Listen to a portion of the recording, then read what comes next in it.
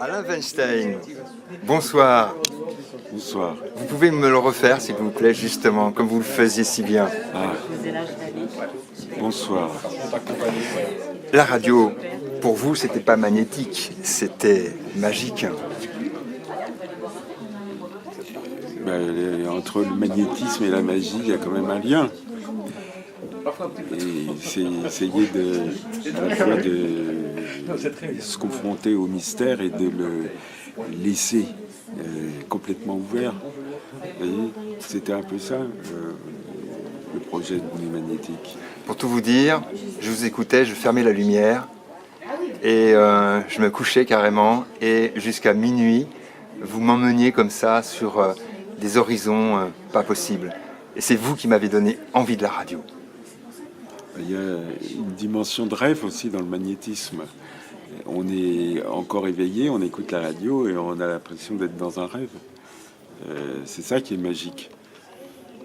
Quelquefois, parce que toutes les émissions ne faisaient pas rêver, loin de là, parce qu'il y avait des émissions qui étaient en prise directe sur le réel le plus rugueux qui soit. Et à ce moment-là, on n'était pas dans un rêve, on était plutôt dans un cauchemar, mais qui était le cauchemar de la réalité, justement. Parce que c'est souvent sous l'angle du cauchemar qu'elle se présente à nous, la réalité.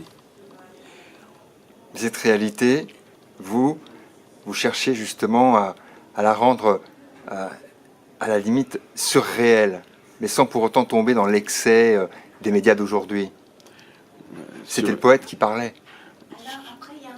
Surréel, je ne sais pas.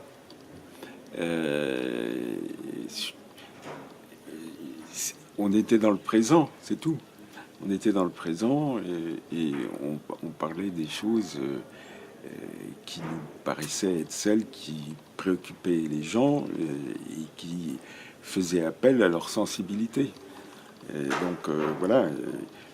Mais avec des mots, produire des images. Oui, avec des mots, produire des images, mais pas seulement des mots, des silences aussi, des sons de toutes sortes, pris dans le réel, des bruits de rue, des rumeurs, des chuchotements et des voix qui, indépendamment de ce qu'elles nous disent, ont leur propre histoire.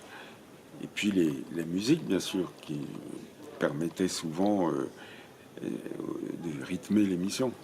Faire en fait un cinéma, mais plus fort que le cinéma, sans l'image. Oui, je pense que écouter dans de très bonnes conditions techniques, j'entends, dans le noir ou les yeux fermés,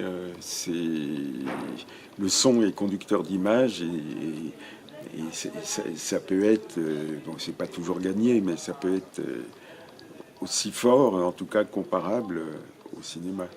L'émission est terminée, Alain. Merci beaucoup. Merci. Bonsoir. Bonsoir.